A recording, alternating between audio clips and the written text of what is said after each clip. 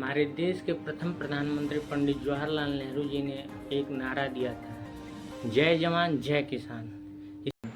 जय जवान का हाल तो हम लोग पिछले 1-2 महीने से देख ही रहे हैं। एसएससी प्रोटेस्ट के लेके लाठीचार्ज से लेकर और परीक्षा पेपर में लीक के बवालों पे। वैसे ही आज किसानों का भी हाल है।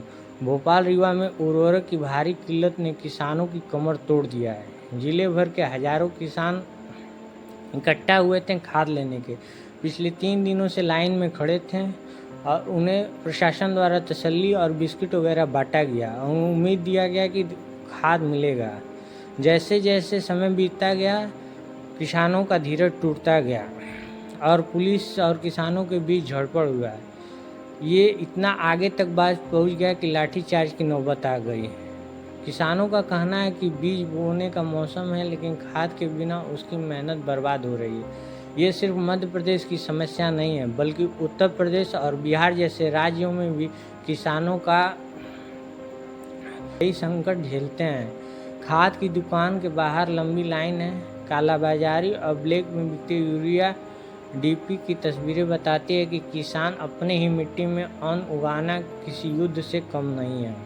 पिछले कई दिनों से यूपी और बिहार में खाद की भी समस्या है। दुकानों पे भी खाद नहीं है और सरकारी गोदाम पे भी खाद नहीं मिल रही है। तो जनता पूछ रही है आखिर खाद गया तो गया क्या, और गवर्नमेंट इस पे क्या काम कर रहा है। सोचिए, खेत तैयार है, हल जोत लिया गया है, बीज बो दिया गया है, लेकिन सबसे ज़रूरी चीज़ खाद, जो इस मिट्टी की जान है, वही गायब है।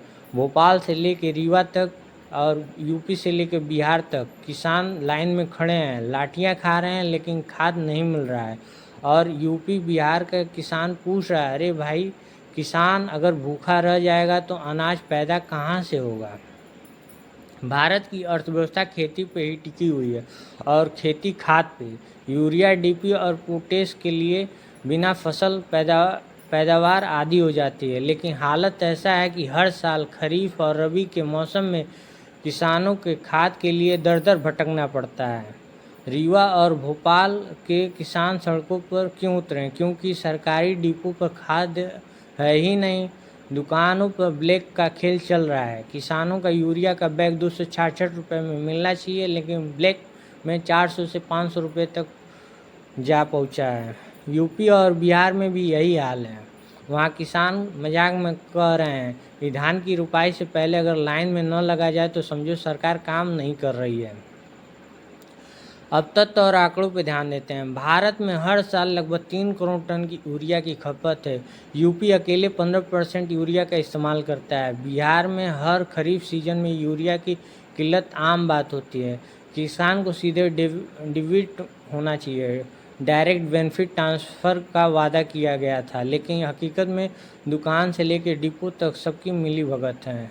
रीवा में किसानों का लाठीचार्ज झेलना पड़ा है। बिहार के दरभंगा में किसान रात रात भर लाइन में खड़े हैं। सरकार बड़े बड़े वादे करते हैं, डबल इनकम, स्मार्ट खेती, ड्रोन से खाद छिड़केंगे, लेकिन ज़मीनी सच ये है कि किसान को खाद के लिए पुलिस की लाठी खा रही है। यूपी बिहार में हर चुनाव से पहले किसान को सस्ता खाद मिलेगा और सपना दिखाया जाता है, लेकिन चुनाव खत्म हुआ और सपने भी खत्म हो जाते हैं। नेताजी मंच से कह देते हैं किसान हमारी रीढ़ की हड्डी है, लेकिन हकीकत ये है कि यही रीढ़ की हड्डी हर साल टूटती रहती है। नेताजी का पोस्टर यूरिया से चमकता रहता है, लेकिन किसानों की झोली खाली रहती है। इसका देश पे क्या असर पड़ेगा हम आपको समझाते हैं। अगर खाद नहीं मिला तो फसल आधी होगी, दाम दुगना होगा, महंगाई बढ़ जाएगी, और सबसे बड़ी बात है, भारत जैसे कृषि प्रधान देश में अनाज का संकट खड़ा हो जाए तो ये शर्म की बात है। यूपी बिहार का किसान पहले से ही लागत और मुनाफे की खाई में दबा हुआ है। डीजल महंगा है, बिजली महंगी है और अब खाद भी गायब है। ऐसे में सवाल उठाना लाजमी है, क्या ये अन्नदाता हैं या संघर्षदाता हैं? अब हम आपसे पूछते हैं, अगर यही हाल रहा तो किसानों की नाराज़गी सड़क से संसद तक जाएगी। यूपी और बिहार के किसान संगठनों ने पहले ही चेतावनी दे दिया था, खाद नहीं मिली तो अगली फसल नहीं होगी। सरकार को तुरंत पारदर्शिता की सप्लाई को चैन बनानी होगी, ब्लैक मार्केट पर कड़ी कार्रवाई करनी होगी और किसानों को सीधे फ़ायदा पहुंचाना होगा। सरकार कहती है कि किसान हमारा अन्नदाता है, लेकिन किसान कह रहा है भाई पहले हमें अन्न उगाने के लिए खाद